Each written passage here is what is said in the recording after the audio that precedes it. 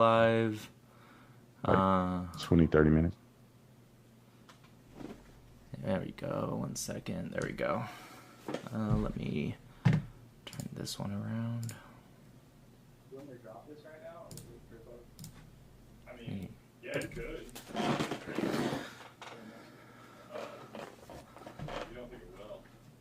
I haven't even started on the edit.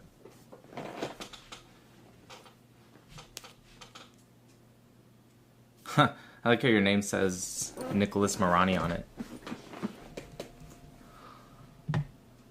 Oh, it says Nick Morani on it. Yeah. It's my producer. I mean, my video editor. Dope. Can I change it, or No, you do I don't. need to change it, or it's gonna show up on the screen? No, you don't need to. I have it. Huh? I'll put it on in a second. Yeah, no, you're What's good. up? I'm gonna tell you that. Hey, what's up, Brandon? How are you? I'm doing good. How you doing? Good, good. Like the shirt. Yeah. Are you surprised he won, or I wasn't? But No. Dude, who ran against him? Nobody. yeah, I know. The Republican has never heard of him, and then the most corrupt governor in New York history was trying to run for mayor after getting ousted. So I mean, You know how long I've been telling everyone coming up on my live, like, Nick, what do you think about Zoran Mamdani? You think he's hey, the polls are shifting? I'm like, you guys, I hate to be the bearer of bad news. I've been saying this the whole time. He's gonna win, and everyone's like, Nick, don't say that. I'm like, he's gonna win. so now they got what they deserved. Yeah. And when they come crumbling down and the big companies are leaving, and you know that free tram system got a bunch of homeless people on there trying to rape people and kill them, but it's free. Yeah. And we'll see how they work. And the grocery stores don't have no groceries in it because people that are homeless that ain't got no food will come steal the groceries out of the free grocery store. You know what I'm saying? And what are they gonna do? Shoot one of them? They're gonna have police officers there. Then the grocery store gonna turn into like a military base. So they can either do that, or people's gonna be stealing groceries out of it all day, and the lines are gonna be crazy. Like I just don't get what people are stupid. It's fine. All you have to do is he's just gonna only tax the wealthy, of course, and then that tax money will pay for the militarized police that he said he was gonna defund, and he's gonna pay for all the food that gets stolen. It'll be fine, Brandon. I don't know what you're worried about. Yeah, it's great, dude. I can't wait to go to New York after he's mayor. Yeah, I do. I'm getting married tomorrow, actually. So my future Oh, wow. father-in-law, yeah, my future father-in-law lives in Queens, and I said, hey, I love you, man, but I'm not visiting you for the next, 4 years? Yeah, 4 So, years. yeah, that's like I'm not visiting you. I'm not visiting you for the next 4 years. Yeah. Oh, Neither am man. I. I'm going to a UFC fight on the 15th of November, and that's probably the last time I'm going to New York. Oh man, Probably 4 years. Sucks. Anyways, yeah, people's watching. Okay, we got the comment section, $7,000 club. Awesome, we're already there. Yep. All right. Come on with it, man. Come yeah. on with it. These people are so silly with the $7,000 thing. I ain't gonna lie. I wish that I could get $7,000 for all this stuff I'm posting. Dude, I'll be a millionaire by this point. They ain't giving me nothing. So, Yeah. these people are silly, man. Yeah, I just tell them I'm on a higher tier. I get paid $10,000 a post. But yeah, it's really funny. Everyone gets $7,000 if they even just say the word Israel. And it's like, you guys do the math here. It doesn't really add up. If they're paying everyone $7,000 a post and you have tens to hundreds of thousands of posts per day across the board, man, that's a lot of money. They'd be at $1 billion by now if you take everybody on the internet that they claim getting paid. And I've made so many posts, I'd be over $1 million right now by myself. Oh man. So Easily. it's irrational. These people are ignorant. They don't have an argument. They just claim you're getting paid. And I just laugh at these people and continue to push the truth and plant seeds that are reasonable. Yeah, that's what I say. I say, hey, does me getting paid, whether it be $7,000 or $7 million a post, does that make my argument any weaker? And they're like, what do you mean? I'm like, can you refute the argument? The argument doesn't change regardless if I'm getting paid to make it or not. Right. That usually gets them. Anyways, Brandon, one of the things I respect about you the most, I've been watching you a long time. I was at Turning Point in Florida. Got to see you speak there. I've been watching you far before that. And I like how you call out hypocrisy wherever it lives, left or right, and you're very much big in your values. And so today I just kind of want to explore what's been on your mind, the American-Israeli alliance, why it's important, and things that you do disagree with. What would you like to see to get better, and just overall why it matters. And I won't say the anti-Semitism on the right is anywhere near the left. I think for the left, it's been the better part of a decade, if not longer. But I'll say the potential that is growing. You know, I want to talk about that a little bit. But I guess to start off is, do you think like how you think about Israel and calling out hypocrisy regardless of where it exists and sticking with your values, does that come from your background as an officer, or is it just something that you've always kind of grown up with? That's a great question, man. I think I've always been a stubborn person, and I've always been a person who loved math. And so I like figuring things out and putting things together. And at the end of my pursuit of anything, I have to find the answer to it. And the answer is outside of emotionalism. Just like math, you can be emotional all you want. That's not going to get 2 plus 2 to be 4. You know, you have to be more pragmatic and have a practical response to things. And growing up, I've been like that my whole life. Becoming a police officer exacerbated that, because I have been in situations where I hear one side of the story and I have been convinced. I see a woman with knots on her head and I'm like, the guy beat her up. And when I find him, I'm arresting him. Then we find out that she actually beat him up and he was defending himself, and then she went to jail. So it's like I learned, and I'll never forget that case, because that was one of the cases where I made up my mind. I said, Brandon, you can never just listen to one side and make a conclusion. You can never do it again, bro. This was such a crazy scenario. I had another scenario like this where we essentially arrested the wrong person. And it was the craziest scenario ever. And the reason why we would never get in trouble, because it's in good faith. This guy, literally, it was a car that fled from us.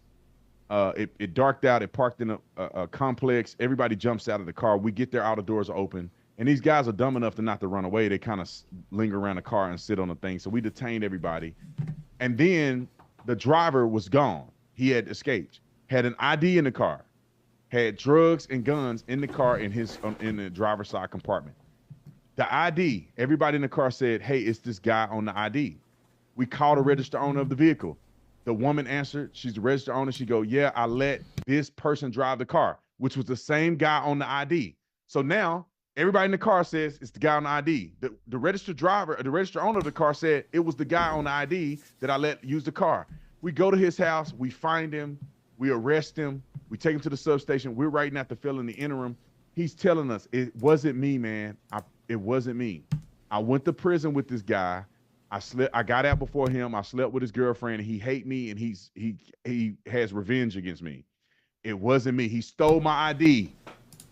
And his mama, it's her car, and so she's covering for him, bro. It wasn't me. Now, you know how crazy that sounds?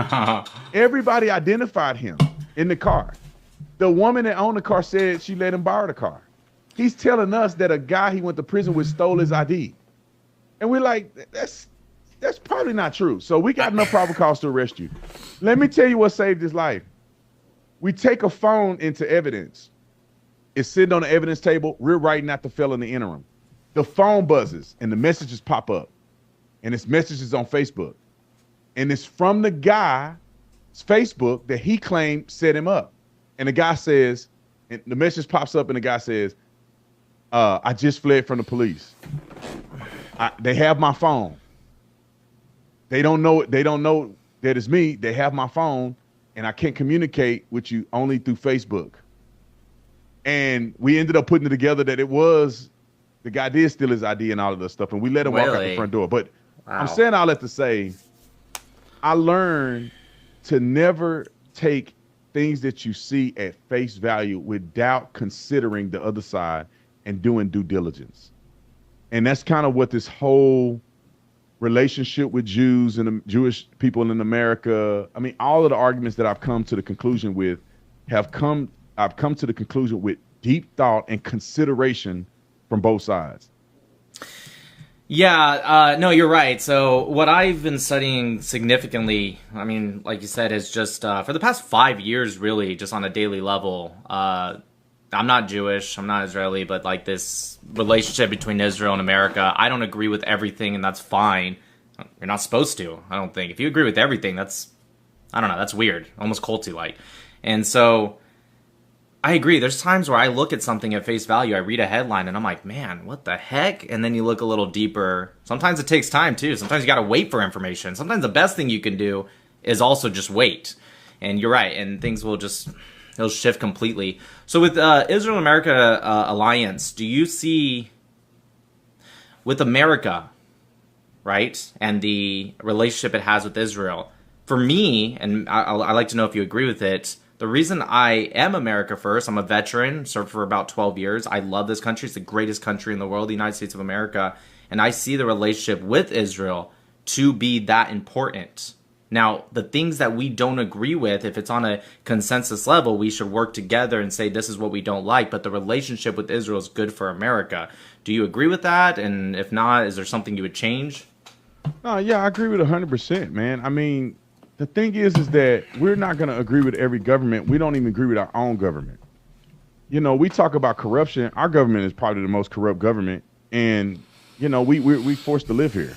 And I'm not saying that I don't enjoy living here. I don't love my country. I love America. And if we corrupt, we just corrupt. You know, I'm not saying who cares, but I'm picking America over anybody any day of the week. You could say it's kind of like having that family member that's cutting up and you're like, I can talk about my family, but you can't talk about my family. You know, like America got its flaws. We all know it has its flaws. The reason that Donald Trump is in office right now because America has a ton of things wrong with it, but it also has a lot of great things to offer, and it's the greatest country on planet Earth when you look at the totality of what America represents. So with that being said, when we have an ally like Israel, they're not perfect.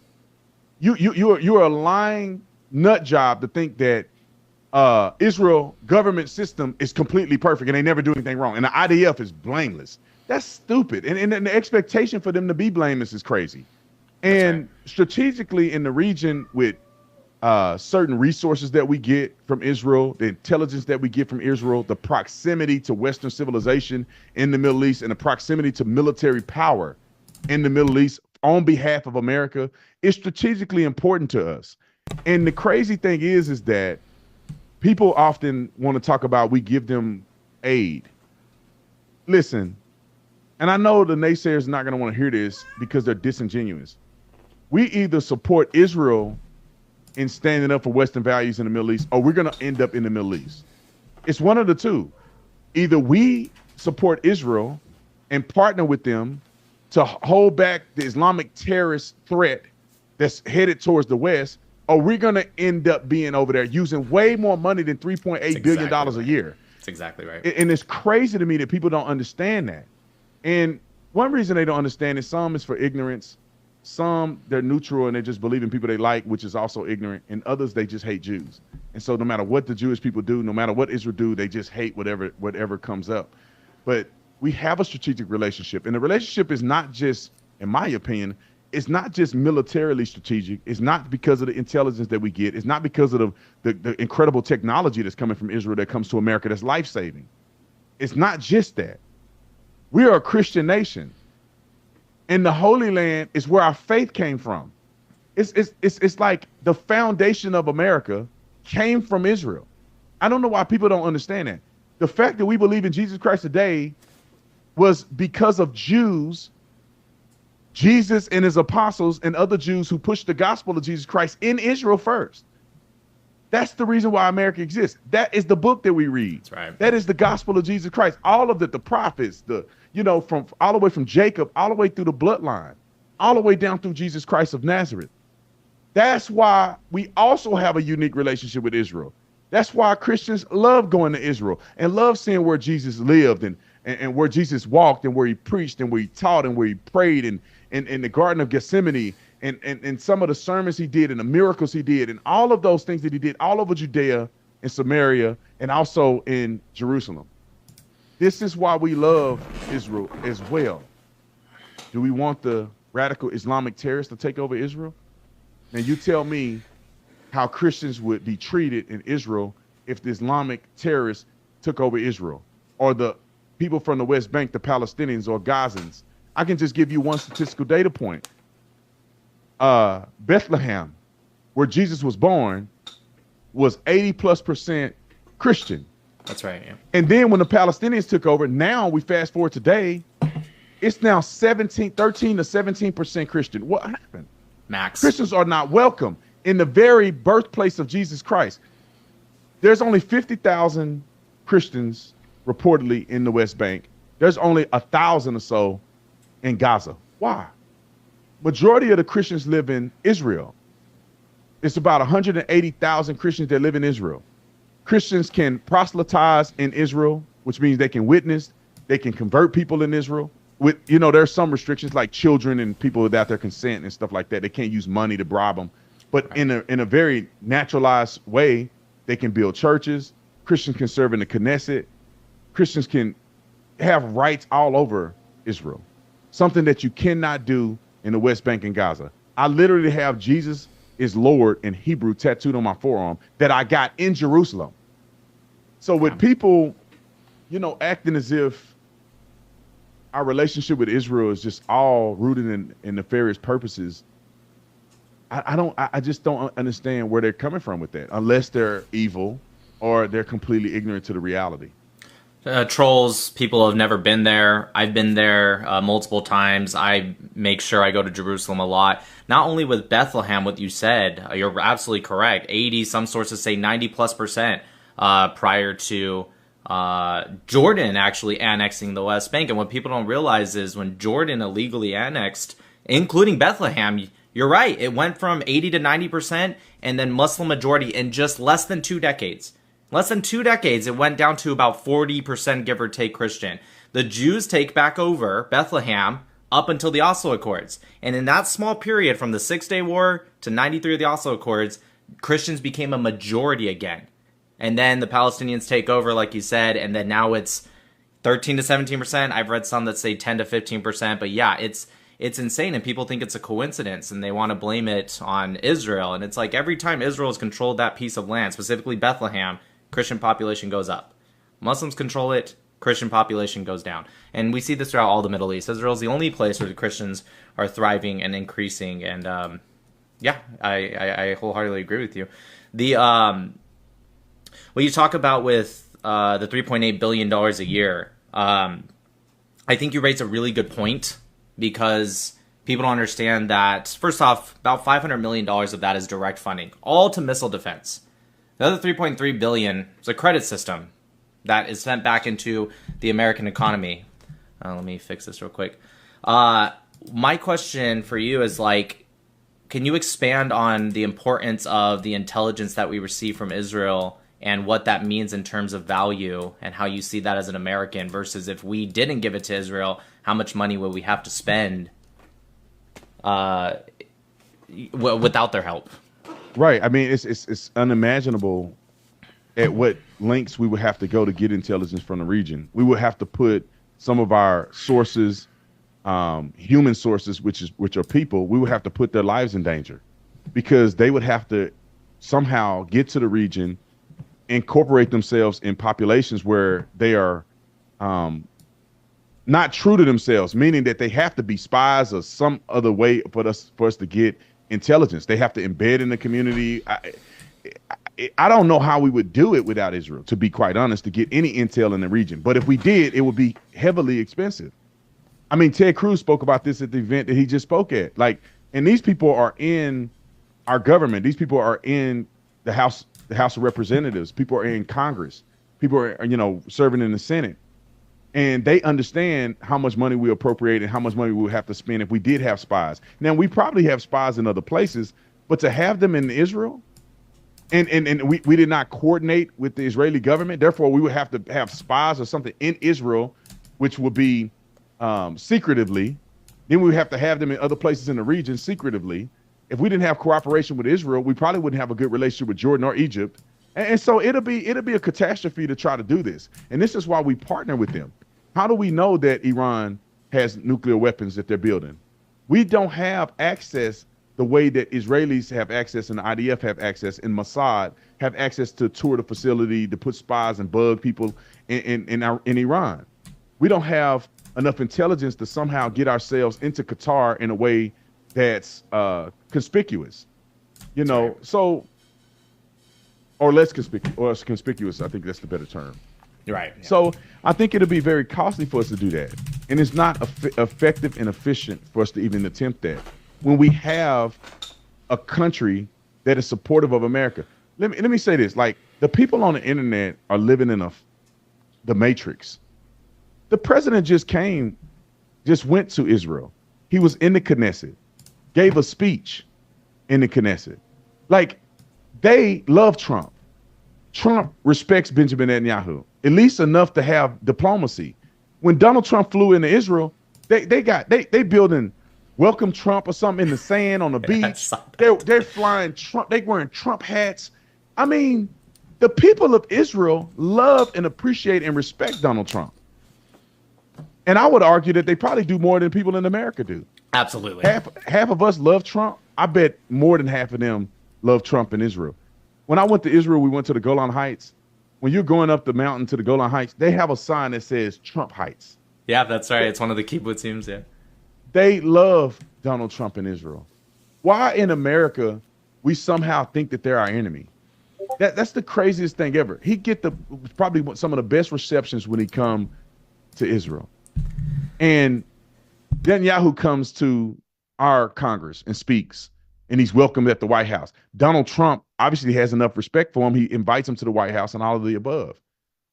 And it's interesting to me that people are not seeing this stuff. They're not seeing the partnership and relationship between America. They don't want to see it. They conflate Israel with AIPAC. When all AIPAC is, like, here's the thing. You are a complete ignorant fool if you think AIPAC should register for FARA or register as FARA. You are a fool. It's American citizens. And Americans, last time I checked, can lobby for whatever they want to lobby for. If you don't like what they're lobbying for, then just don't take lobby money from them. But you can't say they're supposed to register as FARA. That's reserved for foreign countries, either directing a lobby group or they're spending money in a lobby group. There's no evidence that they're using money, Israeli money, in the lobby group in America. It's just so happen to be people who love the Jewish relationship between America and Israel, or the Israeli relationship. They love Jewish people. They're Zionists and they're Jews, and they got money, and they use their money for the things that they want to accomplish. That's right. Like, what are we saying? And then even if, this is the thing that kills me, bro. Even if they did register for FARA, they are still not top 5 lobby groups from foreign countries. They still wouldn't even be top 5. Probably not even top 10, to be quite honest. Barely, maybe they would be 10. I've done the math before. People don't realize yes, there was a super PAC that they did during the last midterm elections and the last presidential election. Even then, very little money. The amount of lobbying, because they've been tracking it since 1998 annually, the amount of lobbying they've done since 1998, minus again the super PAC to be fair, $65 million in almost 30 years. Qatar, on average, every single year spends into our university system, our youngest adults, our kids, effectively, $235 million on average a year. That's before we even get into lobbying, our government, any of that, which, by the way, I think they're number 5, give or take, in lobbying as a foreign. And nobody cares about that. So I think you're right. I think you touched on it when you say that there's just some people that just really hate Jews and they want to pretend. And I don't know if it's spiritual or not, man. I don't know why people hate Jews. It's not that serious. Like, I don't hate any group of people, really, unless you're doing something nefarious. And the problem with the Jewish hate is that they project that Jews are doing something nefarious just because they're Jews. I promise you, like, you could be looking at something in a person like, oh, the person that run that is a Jew. Well, yeah, that doesn't mean that every Jew is like that. If that's a bad person, it's a bad person that happened to be a Jew. But they say the person is bad because they're a Jew. And then that Jew must be like every other Jew. It's like, no, dude, there's some Jews that are atheists. They have no association with Judaism whatsoever. They just happen to be genetically connected to the ethnicity of Jew. It's their race. That's right. And they're not associated with other Jews. They're not associated with religious Jews. Like, even now, you got Republican Jews, conservative, and you have leftist Jews. Every Jew ain't the same. You have those who are crooked and are evil. That's just the same thing where you got the white people that are crooked and evil, and black people that are crooked and evil, and the Nigerians that are crooked. Everybody got crooked folk in their ethnicity. But for some reason, bruh, they just exacerbated with the Jews. Like, for instance, like, somebody did a deep dive into me, into my background or whatever, and they claim that I'm getting paid by APAC or something stupid. The guy that cut my hair is Jewish. Now, I never knew the guy was Jewish. I didn't know until he told me. He looked Arabic, but I didn't think he was Jewish. It's not like I really know what Jewish people look like they all look the same. And I'm like, yeah, he's a Jew. And so, and it was an accident how he cut my hair, because the last 3 years I had a black guy cut my hair, and he lived like 35 minutes, and I just couldn't make the drive. And then he was coming to me, and he didn't make the drive. He couldn't do it all the time when I needed him. And so I just went right up the street to next to a cigar lounge. I saw a barbershop, and I go in and I say, I hope to God they know how to cut hair in here. And I picked the guy at the first one that was sitting down, and he started cutting my hair. He did a good job. And so I've been going to him ever since. Come to find out he's a Jew. Now, somebody somewhere that's just asking questions are going to say something about the guy being a Jew. I did a business deal with the company just recently, and they're going to put a media release out. I'm an investor and advisor in this new company called Freedom Chat. And so it's the replacement of WhatsApp and all that. So it's actually a secure system. Me and this guy, his name is Tanner, we meet, we talk, we do business. And he told me that, like, I think like somebody in his family is a Jew, right? So somebody somewhere is going to say, see, he worked with a Jew person working. That's how ridiculous it is, dude. It's ridiculous. Like, there's a company that sponsored my show, and I'm not going to say the brand name, but they wrote me a message or whatever, and they were telling me how thankful they are that I'm standing up for the Jewish people or whatever the case may be. And the crazy thing is that somebody somewhere, if they knew it, they'd be like, see, he got Jewish people sponsoring the show. And little do they know, the 2 events I've done that have been Jewish, I got paid $0 for doing them. And I get paid a lot of money to speak and a lot of money to travel and do things like this. I'm talking about a lot of money. And the 2 Jewish events that I did, one was for the international, I think the International Fellowship of Christian and Jews. Yeah, right. Which we got to email them, because I'm kind of disappointed in how they treated me. But went there, did that free. The RJC, the Republican Jewish Coalition that I just spoke at, free.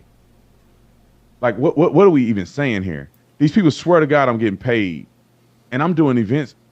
The 2 Jewish events that I've done have been for free, and I charge people a lot of money to do events. So it's asinine to me that people are thinking that somehow, like, you and I are taking positions for money. Like, let's be honest. If somebody want to pay me for an opinion I already have, right, content I'm already doing that I've been doing for 7 years, 8 years now, please, thank you for your support. Pay me. Yeah, I'm already gonna say it. Yeah, I want to know. I'm already saying it for free. If you want to put money in my pocket for the pain and suffering that I'm going through standing up for what's right, come on and pay me. I've been supporting Trump for I don't know how many years. I ain't never received a dime from Donald Trump. Matter of fact, I've been invited to the White House a few times, and of course I had to cover my own flight and hotel stay. They didn't even help me with a flight to come down there. But I don't need that, because I stand on what I believe, and I don't need money to do stuff that I believe. But if they want to pay me, if it's some rich Jewish person say, Brandon, I love the way you think, like Kanye did with Candace way back then. I love the way this Officer Tatum think. I want to invest millions of dollars in this company. Come on, where do I sign this line at? But there's no amount of money that's going to make me disagree with the things I actually believe. You can pay me enough money for me to say I'm not supporting Jews no more, because that's not what I believe in my heart. And if I lose my platform, which I don't think I will, because there's enough people with common sense, but if I do, so be it. I can't look God in the face and say that I'm going to do it for my own personal gain, or I'm going to turn on what I know to be true biblically because I'm afraid of backlash. I'll never do it. I just also think that the whole point, and I think people grow naturally just by being authentically themselves, even if that means coming with hate now. I think in the long term that always grows. Do you want to talk about, you said that you don't like how the International Fellowship of Christians or Jews, whatever their name is treating you. You want to talk about that, or you want to put a pin in that for now? Yeah, no, I don't think, let me make sure I preface that. I don't think it's the way they're treating me. I went to an event, and I just felt like the way they handled the event was a little, it was a little sketchy, right? I ended up getting into stuff that I didn't plan on getting into, right? Just for just for sake of argument, I was asked to go to an event that was held at my favorite church in America, right? It's one of my favorite churches. Right. And obviously it's not the church that held the event. It was them that held the event, and the church allowed them to hold the event. So I went to the event, and they initially told me like, hey, come here. There's a gentleman that worked in the IDF. We would like for you to interview him. And I said, all right, that's fine. No, but they're not paying me, but I'm already flying somewhere anyway. I love the church that they were at. I said, man, I'm going to go do a church service and interview a person, and I'm out of there. Well, not only did I interview that person, I ended up doing like 2 other interviews, and I ended up doing another interview that really wasn't previously explained to me. And so it ended up turning into like an advertisement where now people are telling me, Brandon, I see your face all over the TV and stuff like that. And I did sign a little document that everybody, you sign when you go on TV and you go, hey, we would like to use your likeness or whatever for us to broadcast this or whatever. And I signed a little document. But then when I go back and look at it, I'm like, I don't like the fact that this wasn't thoroughly explained to me before I got myself into this. That's the only thing that bothered me about it. And we emailed them, and I would like for them to explain to me thoroughly, how did we end up going through all this when I thought I was going there to do one thing. And then, of course, I didn't get no compensation for it. So it was a little frustrating that happened to me. But, Sounds frustrating. Maybe it wasn't in poor faith. Maybe it was a miscommunication. But I have never experienced nothing like that where I felt like I'm at an event and I won't say it was trickery, man. It's just that I came here to do this thing here. And then all of a sudden while I'm there, it's like, oh, do this. Hey, do this. Hey, can you do this? Hey, can you go do this interview right here? And I'm like, oh, fine. Whatever y'all need, man. I support the cause. And then it's like, hey, can you sign this real quick so we can, use your video, whatever. And I sign a thing. And then I'm like, this look like an ad. I got to read an ad. I'm not prepared to read an ad. I don't have a telephone. What am I supposed to say? I'm not even prepared to do this. I'm coming to do interviews and then attend church and do all that. I didn't come prepared to do a advertisement. And so then people are telling me they see it on TV. I'm like, well, that wasn't explained to me that it was gonna go that way. So I just was a little upset about that. You know what I mean? Yeah, no. And I expect them to call me and make it right. And then if they do, then of course I don't have any problem. If they don't, then I would never work with them again. I know that sounds super sketchy. I ain't gonna lie to you. I mean, when I don't really know the group that much. When you go do something, you're very clear about it, and you respect people's time and you respect people's honorarium or whatever the case may be. I would never in my life try to get somebody to do something for free if the value is not like That's that. right. Because I have other people other corporations or people I partner with. I think they'll never do that. If they are going to have the intent to use content for some reason, they will thoroughly explain. And if there's money to be made, there's a conversation that needs to be had. Like, is there money that's to be made off this? Where is this going? How long are you going to use, my person, my identity? Like, we need to have a conversation about this, because are you going to use it in perpetuity?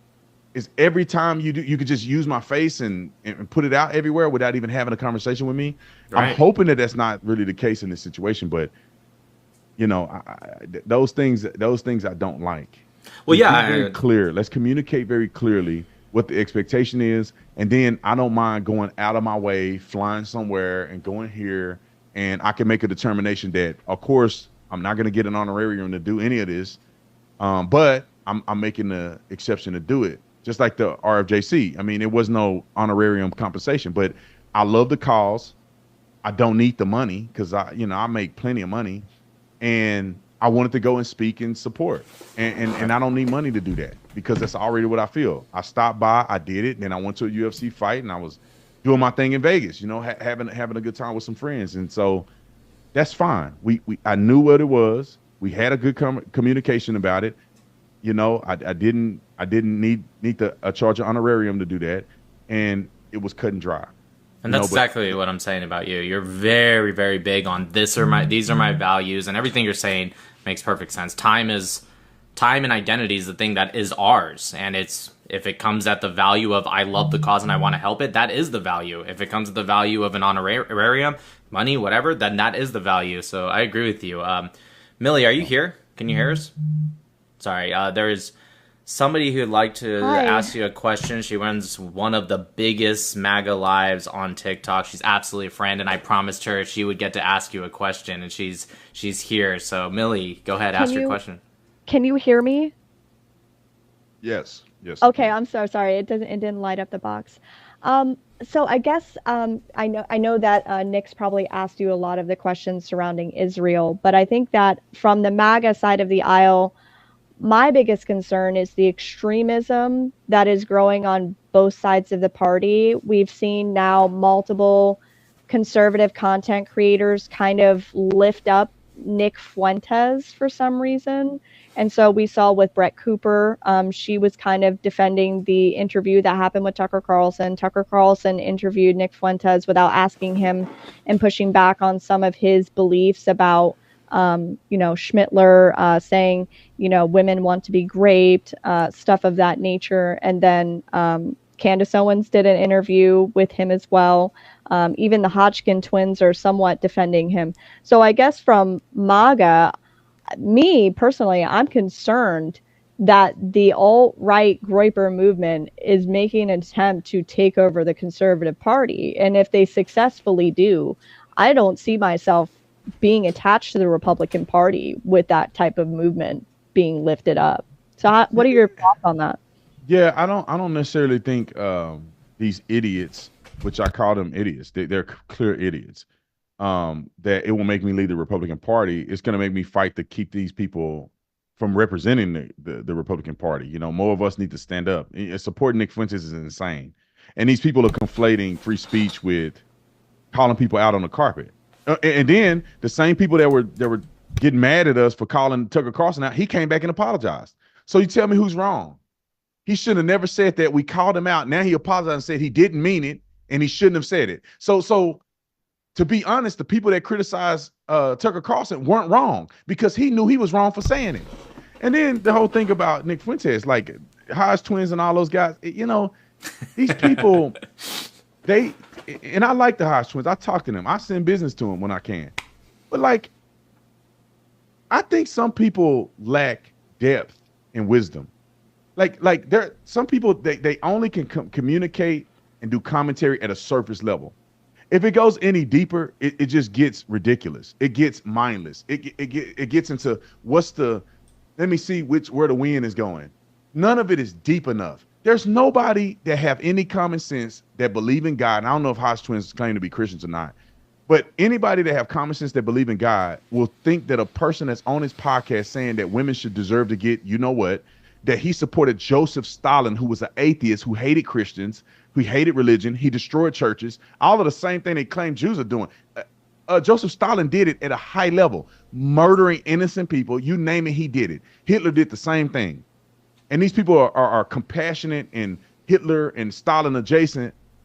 And people are accepting them and saying, this is the new party. This is the new movement. I tell you what, I'll say this, and this is what teed me off. I really respected Charlie. Charlie was really considered my friend. When Charlie called me, he needs something from B. Tatum, it's done.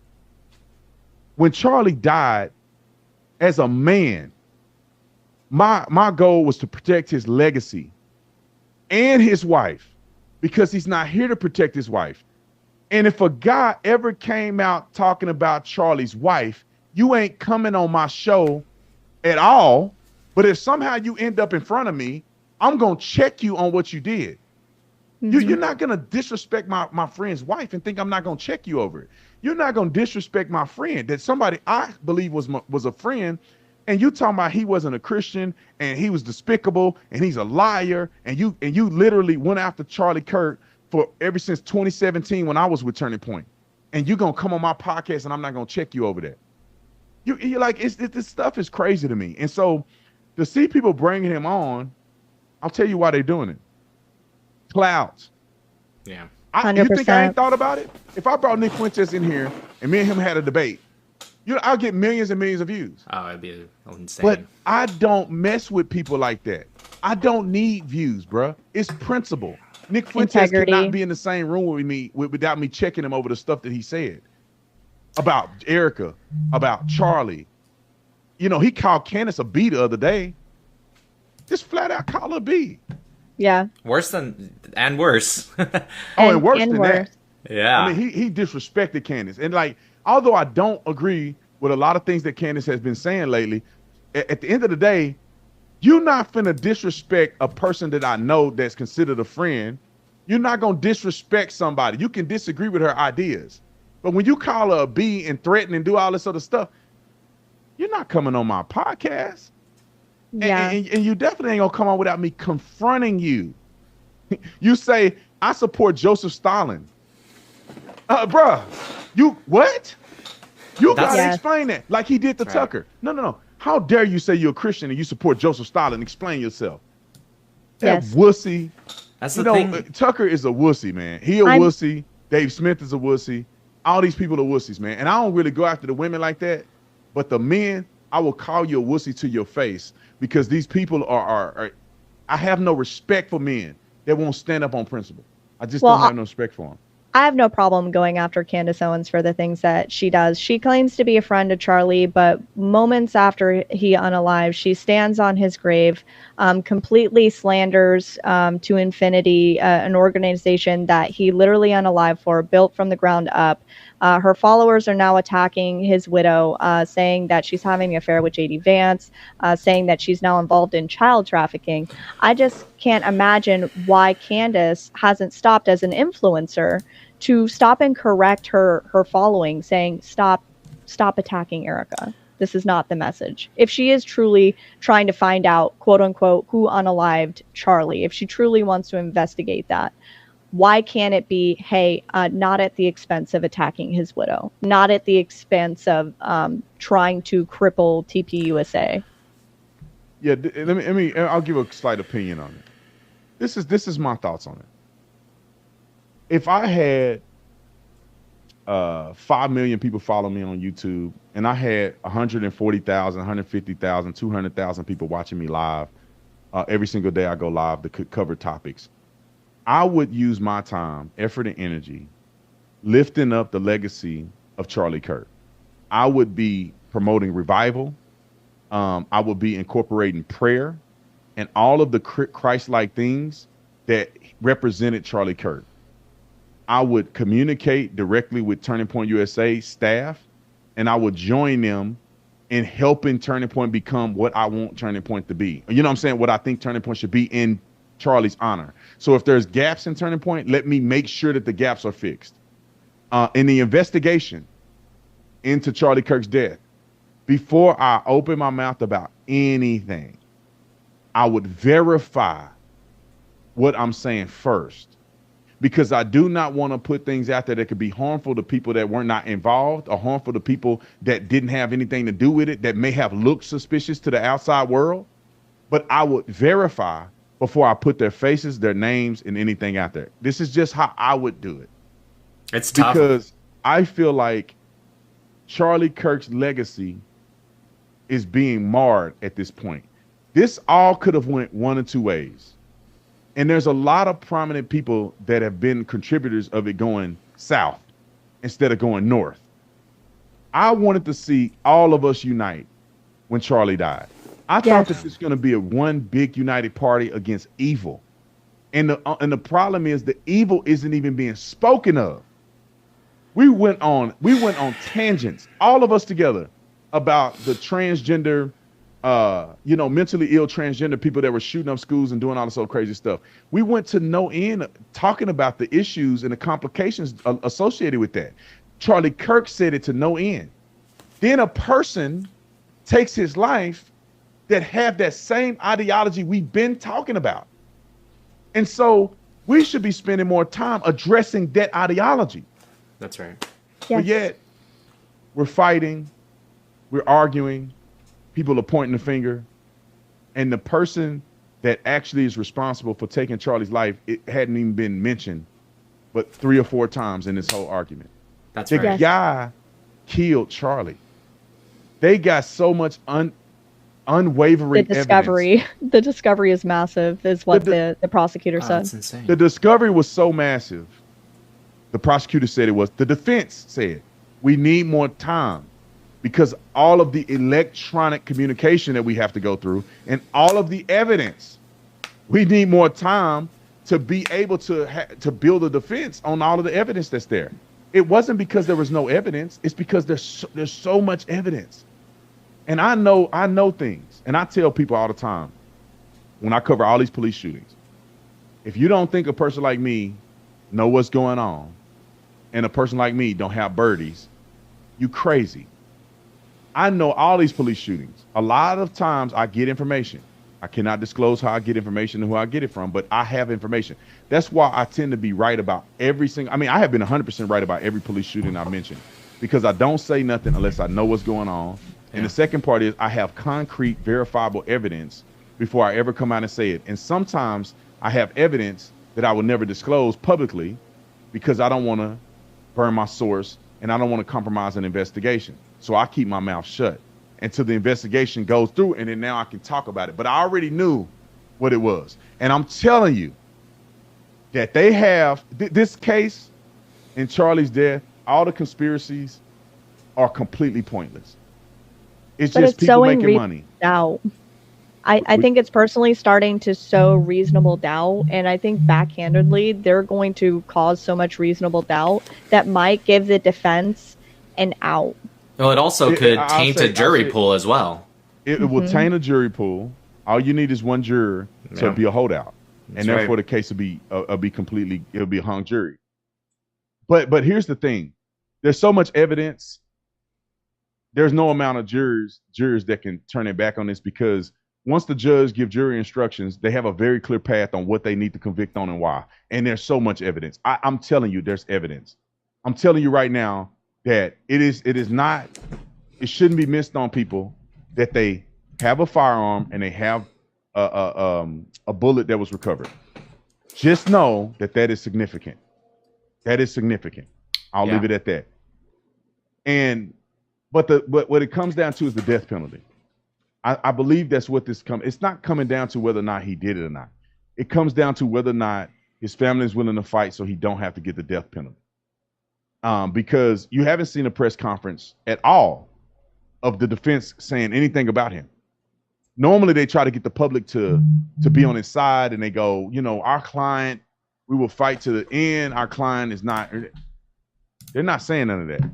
Because when you have your mother and father identifying you from a surveillance footage and electronic communication with them, convincing you to turn yourself in, and you confessing to them you did it, and you're getting a deputy involved, whom he's a witness that you confessed that you did it, because then he coordinated with the sheriff for you to turn yourself in without the SWAT team.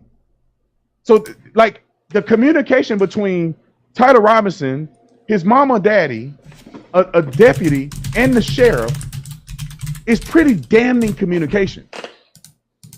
Like there's no yeah. Like when a deputy sheriff gets up on the stand and they go, well, what was told to you? Well, it was told to me by this and this and this that he did and he wanted to turn himself in. What else did he tell you? Well, he told me that he didn't want violence and he didn't want the SWAT team to come, so he asked me to, arrange it to where he can peacefully turn himself in. So a person that didn't do it is telling you that he want to peacefully turn himself in. And his mama and daddy testified that it was him that they identified, not the FBI. They didn't identify him at first. They just had the image. His mama identified him and his dad. They found a palm print too, right? They got a palm print. They got DNA. Yeah. They got a shoe impression. They got DNA from the trigger. They got his DNA on the bullets. They got a spent casing in the gun. They got DNA on the gun. The gun belonged to his grandfather. They got video of him running with the gun, him stashing the gun. I mean, can you tell us? Nobody would be talking about this if it had not been for people online spreading conspiracies. Can you tell us, as an officer, the palm print?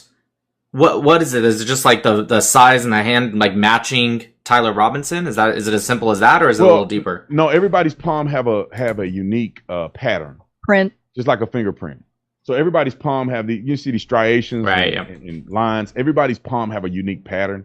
Wear and so tear. what they can do is get impressions from portions of the pattern.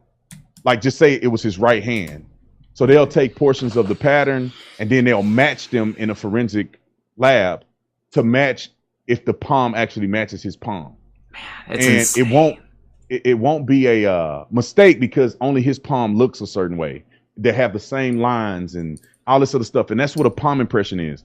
Then they got a shoe impression, which means that his Converse shoe hit the ground and they were able to they probably put a wax mold over it and they extracted it. And they're going to compare it to the bottom of his actual shoe, because everybody's shoe, if you're wearing your shoes, sometimes they have unique indentions. They have unique damage to it. They have unique scuffs, and they're going to mold that and they're going to put that against his shoe. And therefore that same Converse shoe at the same size matches the shoe that they recovered that he's seen wearing in videos, that he's seen wearing in still shots and photos and other photos that he's wearing the same shoe in. So it's pretty cut and dry, man. And they got so much more evidence than they've disclosed to us. I know that for a fact. Anybody that's ever done an investigation know that for a fact. But people that should know it refuse to display it because you don't make money in not having a conspiracy. You know, what I would do if I had a major platform that was even bigger than mine is that I would interview a psychologist to explain why some of the people at Turning Point USA reacted the way they did after watching Charlie die in front of them. I would interview a former FBI agent that you trust. You don't have to be a current one. It could be somebody that was previously FBI, so they can explain the investigatory process. I would have somebody who understands forensic evidence and understand a firearms expert. If you are trying to get to the bottom of what happened, you're going to try to you would try to parallel a true investigation. But there's no way anybody on the internet right now, unless you have access to interview witnesses, that you can claim that you are even close to getting to the bottom of this. Geo-tracking. This is going to come up in court. Trust me. When on January 6th, they geo-tracked everybody's cell phone that was in the area.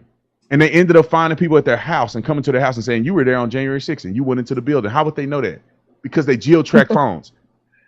They geo-tracked everybody's phone that was at this building and the killer, I would imagine. And they can see the patterns of everybody at the event, including the person who was responsible for or allegedly killed Charlie Kirk. And they're going to examine, well, where did you go? Where did your phone ping at? Where was your last travel? How many times did you visit the campus? Did you visit the campus before? When you did visit the campus, what is the geo-track location saying about where you're doing on the campus? Like if this guy did surveillance at the campus before this event and he had his phone on him, they will be able to see where he walked from his car, where he walked, how long he was walking, where he walked to, in, out, up, down. They have all of this stuff. Geo-track. Like, yeah, it's a lot, and it's insane how little people are talking about Tyler Robinson with all of this proof. It's insane. Before we get to, because I know I don't want to go over to time too long, I want to get to some Q&A real quick, but I just have one question that I hear a lot. I'm a military veteran. I've shot a Mauser, know what a 30-06 is, but can you speak to, on ballistics, about the 30-06, everyone's confusion about, like, you know, they say, hey, it hit his spine, but it's a 30-06. What was he, 150 yards, give or take, away? What's the deal there? I'm not necessarily a firearms expert. I've never shot a 30-06. You know, I've shot a 308. I've shot 5.56, 7.62, 9 mil and lower. You know, I've shot 12 gauge slug, all that. I've shot all those. I've never shot a 30-06, and definitely not out of a rifle like that. You know, so, but I've seen videos online and I've seen people test fire 30-06 and all of the above. 30-06 is a massive round. Now, nobody knows, you know, the FBI definitely knows, but as far as civilians, no one really can. You would have to kind of recreate the situation for somebody to determine what should or shouldn't have happened, right? If somebody shot an elk or shot, you know, one of those animals that you're hunting with a 30-06 and you go, man, it went through and through and all of the situation. You got to compare the distance that you shot it from, the type of ammo you use. Are you loading your own ammo, or is it stock ammo? Like it's a lot of contributing factors. So what a person would have to do to be able to unequivocally deny that it was a 30-06 or not is that they would have to recreate that scenario. They would have to be at the same vertical angle. They would have to be using the same rounds, same cold barrel, the same barrel. They would have to shoot Charlie at the same trajectory, and the bullet would have to hit the same way that it hit the night up for them to say, no, this did not happen, or no, or this did happen. A 30-06 round hitting a person was the biggest question mark that I had in this entire case. And I believe that the FBI will get this right. And I believe that the FBI knows a lot more than we know. And I'm not convinced that a person can say that a 30-06 wouldn't react the way it did in Charlie's body. We don't know. We really don't know. We've never seen a person shot at that foot. I mean, that distance. And a 30-06. I would ask people to do the research on this. I haven't done it yet. But there is a maximum velocity distance of a 9mm, 223, 5.56, you name it. There's a max velocity, which means that when the bullet leaves the barrel, it's obviously not at its max velocity. It gets up to max velocity, then it begins to decrease in velocity. Therefore, if you shoot a gun off, eventually it's going to hit the ground if the further you go out. These heavy rounds like 308 and 30-06, 50 cal, these rounds can travel very far. I think a 50 cal could probably travel over a mile. A 30-06, I mean, I could be wrong about that. A 30-06 can travel probably 600 yards, easy. So yes. A person would have to do some math there. I haven't done the math yet, but I wonder what distance does a 30-06 meet its max velocity? And if the max velocity of a 30-06 is at 400 feet, or 400 yards, I'm sorry, or 600 yards, then that would articulate that if Charlie is shot at 150 yards or so, 100 to 150 yards, that means that the bullet didn't even get to his max velocity.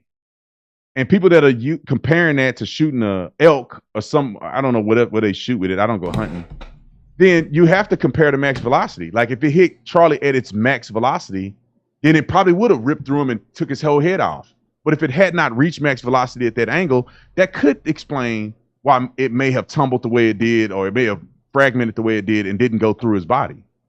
So, that's one thing that I think people should consider. I might look it up while we're here. I also think that this a 30-aught has not been tested against a spine and reacting with the impact of a spine that has a lot of built up calcium. I think that also has not been tested. But ballistics, I mean, this is what we have ballistic analysts for. This is why we have all of that forensic science invested in solving homicides. There wasn't studies with the 30 None of these people have ever done. None of these people have never worked at a crime lab, right. And they have no idea what they're talking about. Like you can say, I shot an elk with a 30-06. Yeah, but there's freaky stuff that happen all the time, depending on if it's a hollow tip or. That's right. Yeah. There was a study that I did read that said that it actually is about a 10 to 20% chance, not likely, but possible that actually the C-spinal area at the top can stop a 30-06. And bullets, they do weird things once it enters the body. I mean, it's just a fact of the matter. We just never know. We never know what obstruction he had. We don't really know. The FBI knows, but like I said, I mean, did he load his own ammo? Because if he loaded his own ammo, he obviously at some point, if you underload the ammo, it won't fire. Right. But it could be that he didn't load the ammo enough, or he had bad ammo. I mean, we don't know how long this ammo been sitting around. That's so right. Some of these could be factors. I'm not saying they are, but they could be, and this is what they have to investigate. So someone made a good point. Martin Luther King was also struck with a 30-06, and the projectile stayed within his body. I didn't know that. Yeah, so I just looked it up and I fact checked it. They said he was struck with a 30-06 pew pew fired from a Remington model 7600 long pew pew.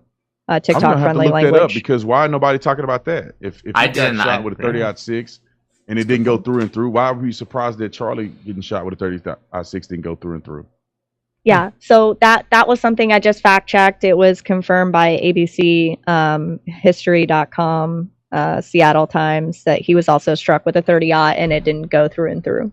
That's a good So point. That's awesome, Millie. I had never heard of that. You're I never heard of welcome. that either. Yeah. That's significant. Yes, very To significant to the give- narrative. It is. To give Brandon his time back, I do have just a couple questions from the audience. Millie, thank you so much. You're absolutely amazing. If you guys don't follow Millie, she runs very, very big MAGA lives here on TikTok. She's absolutely incredible. You guys should give her a follow.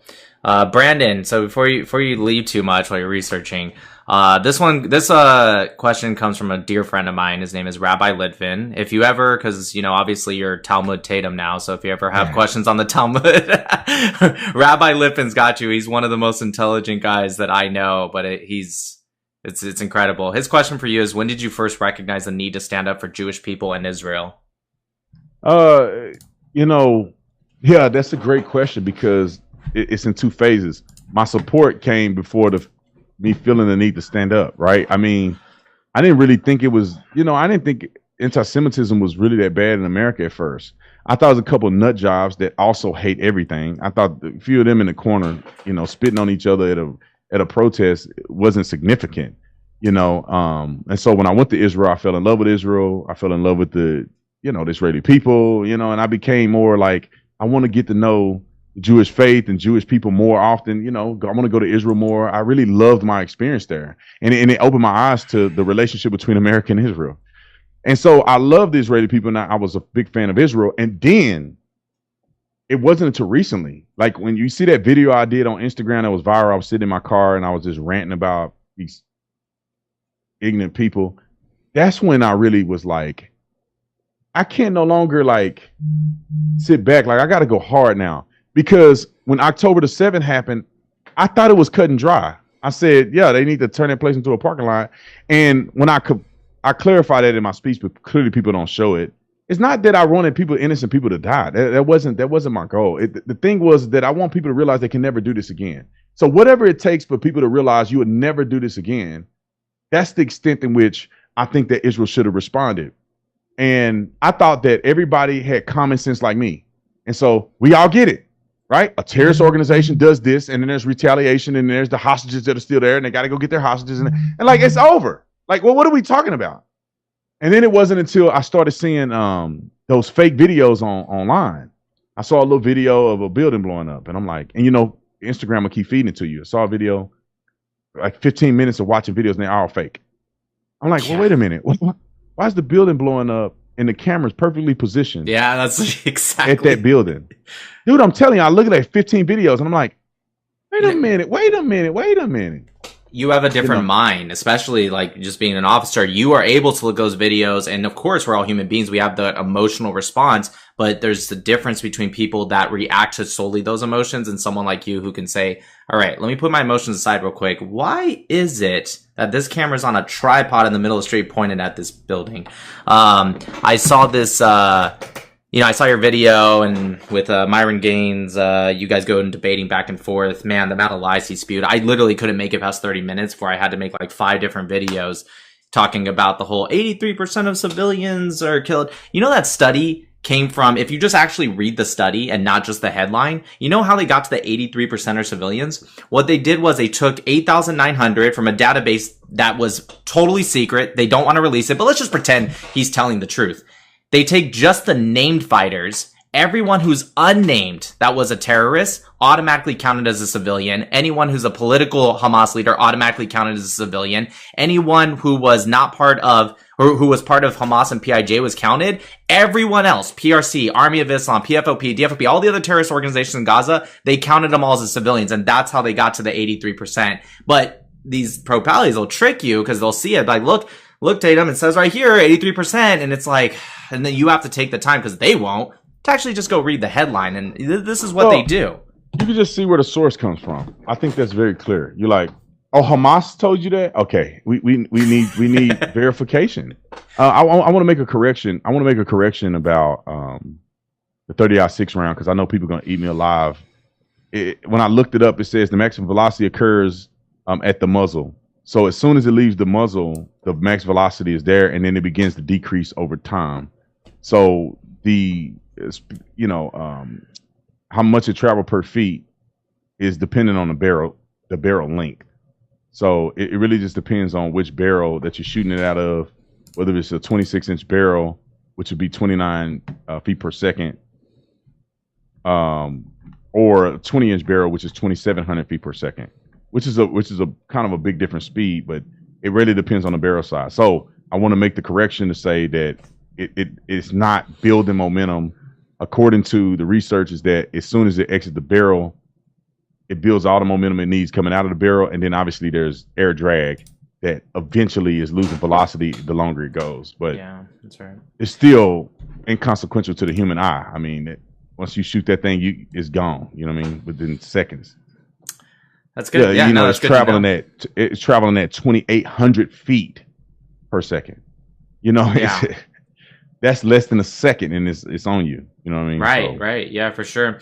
Okay, this one, just real quick, comes from my best friend. He goes by Hebrew Hammer. He doesn't like his name out there, so we'll call him Hebrew Hammer. He said he wants to know a little bit more about just your trip to Israel, specifically as a black man and as a Christian, and did you experience any bigotry? Now, I've seen a lot of your interviews. I know people love to have taken that line out of context where you told Prime Minister Netanyahu about how someone did spit, but there were so many people that came up and said, like, this does not represent us. And of course, people focused on that one little sentence you said and ignored the context of how people said this doesn't represent us. And they played the context. I was worried that people were going to just play the spit part and they were going to move on. I'm like, dang, dude, I'm going to have to explain this. I had to play. No, they put the whole context in there. They put me say the kid spit at the pastor's foot, and then the guy comes up and rebukes the kid. How in the do you? God, these people are annoying to me. So anyway, when I was there, it was great, man. It was lovely. I had no problems nowhere. Dude, the Palestinians well, at least the Palestinians that I saw when we were in Jerusalem, them and the Jews didn't have no problems. They were separate, you know what I mean? It was separate little shoppings or whatever, but nobody had a problem. The Arabs and the Jews never had a problem anywhere. Every hotel we were at, it was Arabs and Jews working there. And then it was Shabbat, the Arabs would work, and then when it was the Arab holiday, the Jews would work. And so nobody had a problem, nobody cared. That's why I was shocked at October the 7th, because I just didn't see the conflict being like that. So, it reaching that boiling point. Like, everybody seemed to get along. Had no issues with me being black, for sure. Nobody said anything, no issues. And the funny thing is, the kid, he didn't spit on me. He spit on a white guy. You know what I'm saying? And the funny thing, and I was in front of the pastor. Let me tell you the funny thing is, because people may think that this was like a 4 or 5-year-old. This was a little bitty kid. I mean, I don't think he could talk. He was scooting on a little scooter thing, like a little pony or something. He was scooting down the thing. His mama didn't say nothing to us. He gets in the middle of the thing, and I'm walking in front of Pastor Allen Jackson, and he's like, he gets to the middle, he go, he's like, spit on the ground, and I laughed, dude, because I don't even know how to process this. I'm like, is this kid spitting at us? Like, what is happening here? This is a little bitty kid. It's a little kid, dude. Like, and I'm like, wait a minute, I think he spit. I have no contextual reality of spitting or nothing. I'm like, that's crazy. This little kid is like spitting at us, and think about it. I don't know why. It's not like we walking through there with clergy collars on. Dude, I'm in linen. Pastor got jeans and a t-shirt on. Like, none of us, we ain't like we walk with Bibles in our hands. So right. The kid could have just been spitting because we weren't Jews. I mean, I don't know what the kid was doing. So he does his little spit, and we try to let them come through first because it was a woman and a child. So I kind of like stepped back, and I stepped out to the side, and he come through scooting on his little thing. His mom is not saying nothing. She act like she don't even see us. Like, I think she's embarrassed. And when he got next to Pastor Jackson, he went, and he spit like at his shoes. And in my mind, I'm like, I ought to whoop this kid. Did he just spit on it? I ought to take him and whoop. And then I was like, I'm in somebody else's country, man. I don't know what kind of laws, hit somebody's kid or yell at somebody's kid. I can go to jail or something. But I was thinking to myself, like, I ought to whoop this kid butt. And like, soon as the kid does this, coming through the thing is an adult, another adult, literally Orthodox rabbi. Look, he had the swirls and he had the hat. So he coming through and he's like, that's wrong. That doesn't represent us. We love you guys. You're always welcome here. That is wrong. And the little kid and the mom will just walk off and of course she act like she was trying to like get out of there. But I mean, as soon as the kid did it, the very next person is like, that's wrong. And Pastor had been there 50, 60 times, he told me, over the years. And he's never had anybody even do what that kid has done. So I don't know, bro. It's kind of weird, man. I was there. I felt good. I saw the Christians there. We did TBN Network has probably the biggest podcast studio in Jerusalem. We did a podcast there. I mean, it was great. Like I told you at the beginning, I got Jesus is Lord tattooed in Hebrew on my forearm. Yeah, in Jerusalem. Love Jerusalem. And so it's not as crazy as people think, and that's why I don't like people that like they never been there and they don't know what they're talking about, dude. Yeah, I'm with you. It's a genocide. You like. I'm with you. You ever want to debunk the apartheid, you just go there. I've been there so many times, or specifically Jerusalem. I've been to Israel twice, but like I go to Jerusalem a lot. You ever want to debunk it? All right, I promise you last question because this one's from my fiance who will be my wife tomorrow. So naturally I got to ask this. This is Danielle. Danielle asks you for marriage advice because she respects you a lot. She wants to know marriage advice. And I think, I like that question. I'll hear it too. Yeah, that's probably what we really should be talking about now. Yeah. But it's a lot of different advice that I would give. One thing that I would say is that marriage is forever, and going into marriage, married couples have to understand that's forever. There's no exit valve. There's no I'm gonna get out of this. It's forever, and therefore forever means that you guys are not gonna always get along. But as a man and as a wife, your whole goal should be, how can I better serve the other person? That helps you get past the arguments. That helps you get past the frustration because it will come, especially when you have kids and all that stuff. But every day I wake up, I say, I'm not asking for my wife to do for me. I'm not counting up she didn't do this or she did this and did that. I'm saying, how can I serve my wife every single day? How can I be the best husband I can to my wife every day? And as a man, when you do that for your wife, the love that she feels from what you're doing makes her treat you the way you want to be treated. That's right. A lot of men think that, well, I want her to do this, and I want her to act like this, and I want her to do this, and she's not doing that. What is wrong with her? It's like, no, bro, what's wrong with you? If you're loving your wife and you're treating her with respect and you're protecting her, you're doing all the things you're supposed to be doing, and every day of your life, you serve your wife, she gonna do everything that you want her to do. Man, I'm sure your wife would agree with me. She would do everything you want her to do if you were doing your job and not counting up who's right and who's wrong. So many men, they want to be treated like kings, but they will not even think to treat their women like queens, and it's insane to me. Talking with you personally, first, I thank you so much again coming to this. I really respect you, and you're someone that I've been watching for like a long time. And so it's crazy how you say stuff. I'm like, man, I think exactly like that, which I guess that makes sense. That's why I like watching you so much. So thank you so much for coming here. And thank you for going over time a little bit. And honestly, thank you for just being like having integrity. Integrity is like the word that I think a lot of people don't have today. And you clearly have that. You will say stuff, and I'm sure in the future you may say something that I don't particularly agree with, but it doesn't matter because I have that deep respect because I know it's still authentically him. It's not like he's just saying something someone's forcing him to. It's authentically him. It's not about the views. And I think that's what's made you grown so much. And I imagine that's going to continue. And I hope to see you at the Turning Point. You're going to be at AmFest, I assume. Are you speaking at that? Yep. I need to get tickets for that. I need to talk to somebody. I got tickets. It's almost sold out. No, they invited me to go and they gave me tickets at the one in December, but now somebody switched out and now they're like, oh, we have to wait for a waiting list. I don't know. I had to figure it out. Regardless, I'll be there. I'll be there. Hey, I would like to thank you so much. It was a pleasure meeting you, a pleasure talking to you, and I wanted to thank you so much for your time today. Thank you for letting me ask questions. Yeah, and thank you guys for having me. I really appreciate it. God bless you guys. Godspeed, and keep up the good fight because we're in this thing together. With you, man. All right. Thank you so much. Thank you. Officer Tatum, Brandon. God bless. Thank you. See you guys later. See you.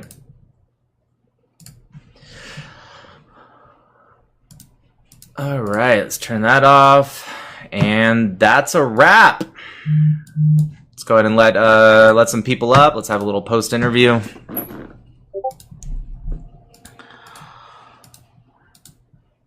Oh my Man. god, that was amazing.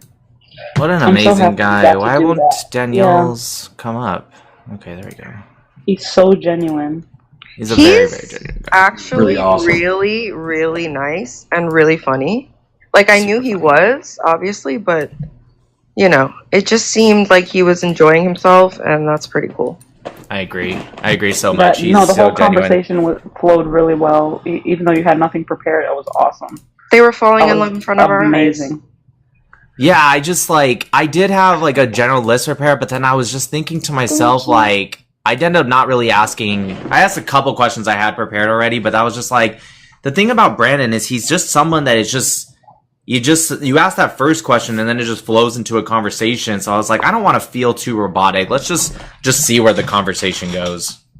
Yeah. I think that was a better strategy for someone like him, right, Renzi? What do you think? Yes, I listen to him all the time too. I listen to him every morning. His podcast. He just speaks his mind. Like he's not. Yeah, he doesn't care. It doesn't feel fake when he talks. It's unapologetic.